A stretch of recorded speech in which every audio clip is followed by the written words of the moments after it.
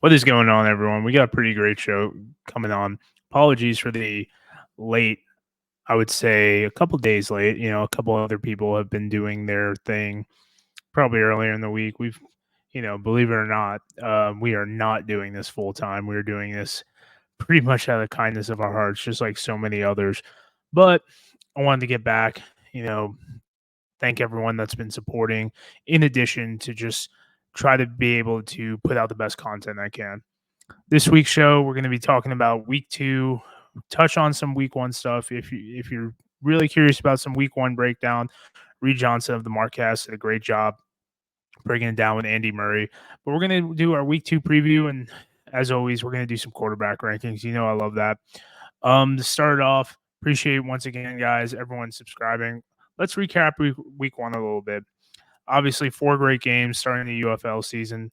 We saw some new quarterbacks kind of make their name in the league. We saw some new players, new faces, new faces, new places, old faces, new places, whatever you want to say to kind of break it down.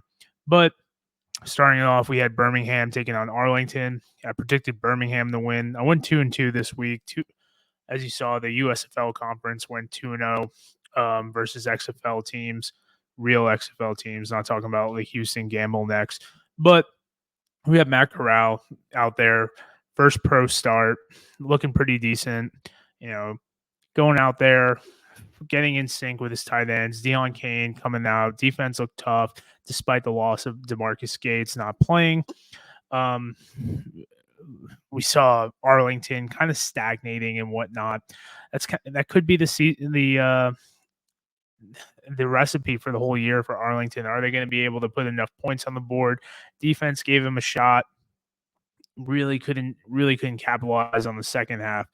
You go to the Battlehawks, going up to Michigan Panthers. A lot of people had them as their 6th, 7th, some even the 8th team of the league. Seeing what they can do, really didn't do much. 3-0 going into the half. Towards the end, EJ Perry does a lot of elusiveness, makes a lot of erratic throws, trying to be a gunslinger out there, but throws 2 picks, but his mobility is what gets him going. A Jake Bates 64-yard field goal, which pretty much signifies he'll be going back to the league, puts him over. Adrien McCarron, some gutsy performance. Mike Rose, gutsy performance. Willie Harvey, seeing what they got going on, but ultimately wasn't enough. I do want to say that USFL style kickoff might have screwed them over a little bit because really changes the game of field position, being backed up and whatnot. But those are the rules. You get over it. St. Louis cried about the playoffs. St. Louis going to cry about, this field position game. But in the end, the guy kicked a 64-yard field goal. No matter where you're at on the field, that's not going to help you out. Moving into the Sunday games, Memphis taking on Houston. I mean, what else to say? Unfortunately, Houston looked extremely lost. Didn't look like the best team out there. Really inept, really slow, dink and dunk style offense. Jared Guantano didn't really look like he knew what was going on at times. This is his first pro start. He's a true 2022 UDFA. Case Cookus playing with that plethora of weapons. That defense is on point. And then Cookus was dropping dimes. I knew he threw an interception. They need to get their running game going. Cookus was the leading rusher. It's funny. I talked to Doug Martin about that during camp, about the elusiveness of Case Cookus. Memphis takes care of business. Not the big blowout like we thought it was, but is what it is. While a lot of people might have been surprised Michigan beat Detroit, I think the game of the week Michigan beat the Battlehawks. I think the game of the week for me was personally DC versus San Antonio. That was the early game on Sunday. When I see that game, you see what you got going on with the fakes and this, but it was really just the struggles of Teamu, and you're really feeling that run game. The lack of Abram Smith. Someone's got to step up in that offense on the rushing side. Garbers carved them apart. He did what he needed to do. The team looked tough. It's a Wade Phillips coach team. The pass rush was frustrating Teamu. There was no De'Ara King to kind of spell him. There was no Abram Smith. You're losing 3 wide receivers. Ty Scott, put a decent game. I think he had 4 receptions, 87 yards. But in the end, really didn't look like it was anything too high speed on that front. I really enjoyed seeing Garbers. I really thought Dormandy was going to be the guy, but Garbers put a lot of people's what's the best way to say it? A lot of people's curiosities at rest. He puts up at least 5, 6, 7 more games like that. That guy's back in the NFL. Remember, he spent 2022 with the or the Las Vegas Raiders last year before eventually being kind of thrown into that purgatory of late round and UDFA quarterbacks. But Garbers looks the part. Seems like the team loves him, and in that AJ offense, nothing but good things can happen for him. But without further ado, I want to start off into these QB rankings. I know everyone wants opinions on the game and everything like that, but let's talk QB rankings. We saw 12 quarterbacks play this week. Lindsey Scott, a couple, gadget 2-point play stuff, had a carry for 6 yards. DeAndre Francois came in for a couple snaps. Reed Sinnett came in through 1 pass attempt. I think he also got sacked as well. I think I saw PFF say he played 8% of the snaps for Houston. Adrien Martinez was another guy who played a decent amount, had a pretty decent run, display with his legs before getting hurt. Remember, McCarron was taken out. Skip kind of said they wanted to go 2 QB system, but in the end, wasn't the most effective showing and whatnot. So let's knock into these QB rankings. I mentioned our honorable mention. That's going to be filled with Lindsey Scott, DeAndre Francois, Reed Sinnett, kind of pop in their 2024 cherry, but nothing too crazy about what they did. Like I said, Scott 1 carry, 6 yards, Sinnett 0 for 1 and a sack. We're going to start these QB rankings. As I mentioned, the most significant backup to play this week was Adrien Martinez. Remember, he was drafted by the Generals. He kind of came in. A lot of people were thinking he was going to be competing with Jalen Morton for that QB3. I personally thought that you'd have a guy like J'Mar Smith take this role. 3rd year in Birmingham, 7th year in Skip's system. Why would he not? Martinez comes in middle 2nd quarter, goes 2 of 6 for 26 yards, 3 rushing attempts, 52 yards. The key is for this guy, it's going to be his legs. Guy's got athleticism. Like Corral, he looked pretty erratic, but in the end, showed a lot of effective movement with his legs, made it very hard for him to kind of contend. But you got to see if that's going to be kind of his happy feet, or is that more of just taking what the defense gives him. That all 22 is going to tell a lot. Obviously, he's dealing with, I believe it's an ankle injury right now, a lower leg injury. We'll see how much he plays. Do you want to give Matt Corral more reps, kind of let him take this team? It's going to be crazy to see that each year you kind of have an unsung hero at the quarterback position, for which you have, J'Mar in year 1, Alex Magoo in year 2, which I've been telling people Alex Magoo was pretty good. And then obviously now it's Matt Corral's time. Coming in at number 8 from the Houston Roughnecks, I got Jared Guarantano. Guarantano did not impress me at all. He had a lot of dink and dunks. He went 16 of 21, 176 yards, 2 rushing attempts, 22 yards, and a touchdown. I believe the touchdown was on a QB sneak, if I remember correctly. What was the first touchdown for them? Overall, this team did not look prepared, looked very anemic. You saw some mishaps at the tight end position and whatnot. Not having Mark Thompson has put a lot of pressure on this team. And outside of Anthony Ratliff-Williams, no one on that receiving core is going to wow me. I do think Guarantano's got potential. I think he's tough. I think he's got that Jersey toughness to him and whatnot. His dad's an NYC detective, or was at one point. But in the end, based off all these other quarterbacks, Guarantano's looking and leaning towards the bottom of the list. I wouldn't be surprised to see Reed Sinnett kind of get that nod midway through the season, especially if they sneak out a win. Coming in at number 7, I'm going with EJ Perry. This guy did not throw the ball well. He was rated the worst quarterback this week by PFF. Granted, PFF is not the end-all be-all.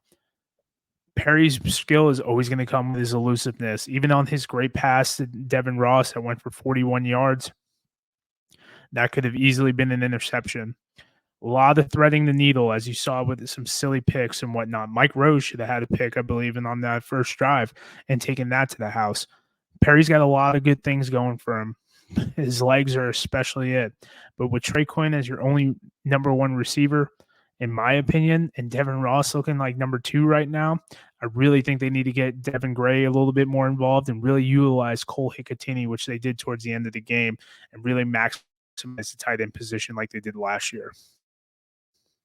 Coming in at number 6, Jordan Teamu. Another year, another slow start. Teamu, like I talked about in the beginning of the show, pretty erratic as far as the lack of some run support, shaky offensive line play, deals with 2 players getting hurt. They just released Gene DeLance after allegedly spitting on Michael Scott, I believe it was Michael Scott, defensive lineman. It just, to me, does not look like the same Defenders team without De'Ara King or Abram Smith there as well. I'm really curious to see what Kais has to scoop up, see if Reggie Barlow, a former quarterback, can also help him out. This is the guy that coached Tavares Jackson. There are some similar skill sets there. See how we can adjust. Maybe he's just a little rusty. I think Teamu will be fine, but I'm not really sure about the DC Defenders. Coming in at number 5, I'm popping there Luis Perez. 19 of 28, 214 yards, 1 touchdown, 1 pick, 2 rushes for 6 rushing, 2 rushing attempts for 6 rushing yards. This is where he's going to fall most of the season. He's going to come up to 2 at one point probably. He's going to go back to 5. You might even see him at 6 or 7. Perez has got Lindsey Scott on his tail. This is the first time in a minute since probably the AAF where he's essentially has had to, what's the best way to put it, has had this starting job not given to him, earned, but he's going to have to fight for it every second. Last year with the Vipers, it was Brian Scott, then Brent Hundley, and then he starts. Right now the heat's on. He's the guy there, but he's going to have to change it up a little bit, be a little bit more dynamic. But coming up into his, 28, 29, 30 years, can he keep doing that? I don't know. But regardless, Luis Perez, one of the great stories of spring football, surpassing 5,500 career yards, number 1 guy since 2000 when the XFL first started, then the Spring League, then the UFL, AAF, all those leagues. This guy is the spring king and will continue to be so. Just might only be in playoff time if he could squeak Arlington in there. Coming in number 4, winning quarterback here of the Birmingham Stallions, Matt Corral. Now, EJ Perry, obviously the first guy on this list to be mentioned, but Corral did some good stuff, man. That strike to Deion Kane, I really think it reinvigorated his confidence. There's some mental lapses happening here, a little bit too much mustard on the ball, finding his touch. But in the end, Corral was able to dig through. Guy put up, a little bit inaccurate, but able to throw a touchdown, threw for over 200 yards in his first career start, 4 rushing attempts, 13 rushing yards. Like to see him run a little bit more RPO and whatnot, but Corral's doing some good stuff there. Anytime you got Skip Holtz on the helm as well, you're going to have a good guy with a good quarterback mindset that's going to put these guys in a position to succeed.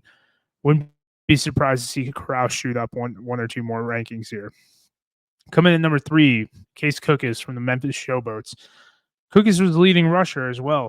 He had 15 rushing yards on 4 attempts, 23 completions, 40 pass attempts, just over 200 yards, 1 touchdown, 1 pick. That strike to Vinny Papali was amazing to me. You got Jonathan Adams, all these weapons, using more Wes Saxon and whatnot at tight end, going to allow Sage Surratt to really stretch that field as a true Y. I'm really pumped to see Case continue to progress. These top 4 positions are going to be heavily fought for. Let's see how it pans out in the season, but I expect Case to be up there in number 3, 2, and 1 throughout the whole season. Coming in number 2, AJ McCarron, St. Louis Battlehawks. Too little, too late, but there were some bad drops there. Wayne Gallman, I believe, had one on the first or second drive where he had about 40 yards before anyone would touch him. I like the fact St. Louis is using their tight end a little bit more. Jake Sutherland had 45 yards, pretty much almost surpassed his career total. I think he's got like almost 90 yards career in 3 professional seasons prior to coming in. And that touchdown, really utilizing him, stretched him down the field a little bit too. Plus, you got Marcel Aitman, Darius Shepard, and Hakeem Butler. The weapons are there. The numbers are going to keep coming. He had 2 touchdowns, 24 of 37, 216 yards. I personally feel that McCarron is going to be fine. They just need to have a little bit more assistance on that rushing attack, really take some stress off him. That offensive line is looking pretty decent. They're going to have a good test against Arlington this week, but I could see McCarron putting up a similar stat line, hopefully a little bit more condensed on the completion percentage. But he was the second highest rated QB this week. Believe it or not, Matt Corral was number 1. Coming in at number 1, San Antonio Brahmas, Chase Garbers. Guy came out of nowhere. 2 touchdowns, a rushing touchdown, did what was asked of him. AJ Smith, had some assistance from the punter, showed good athleticism, good poise, first career start in a regular season game. There's not much we could say about Garbers that hasn't already been said earlier. He's going to have another test coming up, but in the end, when you have AJ Smith as your offensive coordinator, you play a clean game like this, you show some athletic ability and whatnot, move around, avoid sacks, you're going to be fine. Garbers, I don't think, stays at number 1. I think this could have been a little bit of shock treatment for some people, but regardless, I do feel like that San Antonio is a lot more of a competitive team, especially taking down the DC Defenders. So those are the quarterback rankings. Let's get into our predictions for the week. Starting the weekend off, you got San Antonio traveling to Memphis at 12 o'clock Eastern time this Saturday. It's going to be the first game that we got going on here.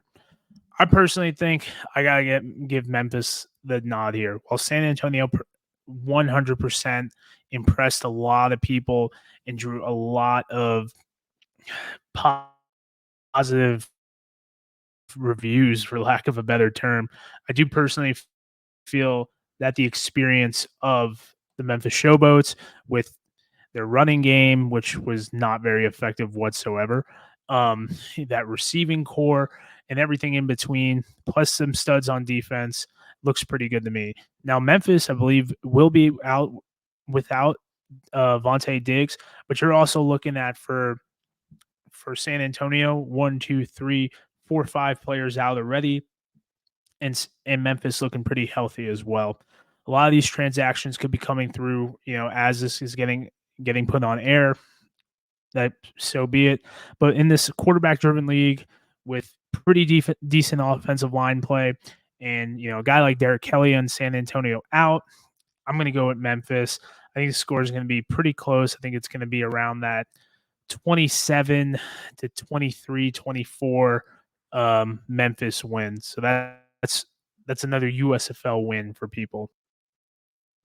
Going into game 2 on Saturday, you got Arlington heading up to St. Louis for St. Louis's return to the Dome since last year when they thrashed the Orlando Guardians. I got St. Louis on this. I don't know how St. Louis competes with Birmingham, matched up. We'll find out, I believe, in week 5. But right now, I think there's a lot of culture shock in St. Louis. While Arlington probably read the room and realized, we might make the playoffs at a 5-5. St. Louis expected to be an 8-2, 7-3, or even 9-1 team, especially now with the struggles that DC is going through. This is all St. Louis's time to lose, in my opinion. The ball's in their court. They have all the, hype. They have all the weapons. They're better on defense. I don't care if Mike Rose is out. I know that's a big loss, but Willie Harvey is definitely an effective linebacker. That secondary is better. I think St. Louis hopefully figures it out in front of the Dome. I hope there's 35,000 plus. We see a big game from Travis Feeney and that defensive line as they're going to take advantage of the injuries that happened in the preseason with Garrett McGinn not being there, and they're going to eat, and they're going to make this an easy victory. I'm going to go with a 31-12 victory for St. Louis. Going into our slate of Sunday games, Birmingham Stallions versus the Michigan Panthers. I got the Stallions on this. Matt Corral's, I think, going to have a pretty easy time against this defense, while EJ Perry's legs are not going to be enough. You got a guy like Carlos Davis, who is Khalil Davis's brother, who spent last year with the Birmingham Stallions and then transitioned to the Houston Texans. That defensive line, strong linebacking core. EJ Perry's uber erratic play. There's going to be a lot of deflected footballs. I don't see this really working out for the Michigan Panthers. I think they skated by some ineptitude versus skill and a little bit of luck. Birmingham takes this one for me, 27-9. I don't see Michigan pumping out many points. Let's see how St. Louis does in the previous game. That might tell us a little bit how this Week 5 St. Louis versus Birmingham Stallions matchup is going to be. This could be a big regression game for EJ Perry. He could prove us wrong. Who knows, right? But I don't know what that quarterback room is looking like as far as competition. I don't know how satisfied they were. Like I said, he rated at a 29.4 for PFF. While PFF isn't the end-all, be-all, it definitely is a halfway decent indicator of what's going on. Last game of the week is going to be the Houston Roughnecks taking on the DC Defenders at Audi Field. I personally don't see how Houston guts this one out. While I don't think DC is the prime team that they were a year ago, I still think you got a guy like Jordan Teamu back there. He's going to figure this one out. I promise you that. Houston has so much trouble moving the football. Mark Thompson doesn't look like he's playing this week. Not really sure on Chris Odom yet, who's a big cog on that defensive line. That allows you to focus more on Adam Rodriguez, who's their next best pass rusher. Ty Scott looked halfway decent. Get those tight ends involved. One of these dudes in the DC backfield is going to cause a little bit of trouble for them. Teamu, another week under his belt. Remember, this guy has 28 total starts, 26 in the regular season. This guy has no problem playing. He's played in plenty of preseason games. It should be a pretty easy win for DC. I think DC is going to take it 24 to about 12. Maybe a late touchdown, with the game out of reach for Houston, make this a little bit closer. But this is a big game for Jared Guantano. He did not look that good last week. I know a lot of people, it was efficient, all this, 16 of 21. I don't see it, man. It's not my jam. I could definitely see them going to Reed Sinnett, maybe even giving him a little bit more reps. I would like to see Nolan Henderson, kind of play some read option stuff, but then you got to sacrifice Sinnett as your QB2 because of the activation rules. Doesn't look like a good mold for Guantano. We'll see what happens. But in the end, I got DC winning this one. So the review, we got 4 good games coming up. Last week I went 2-2. I got DC winning. Against Houston. I got Birmingham winning against Michigan. I got St. Louis winning against Arlington, and I got Memphis beating the Brahmas. We'll see if I'm right. I'm 2-2 on the season. But in the end, guys, thank you guys for checking in. Appreciate you all. A little bit shorter of an episode, but make sure you like, share, and subscribe. And leave in the comments. Let me know what we should do for a giveaway. We hit over 1K subscribers, so I appreciate your feedback on that. Thank you, guys. Have a great day.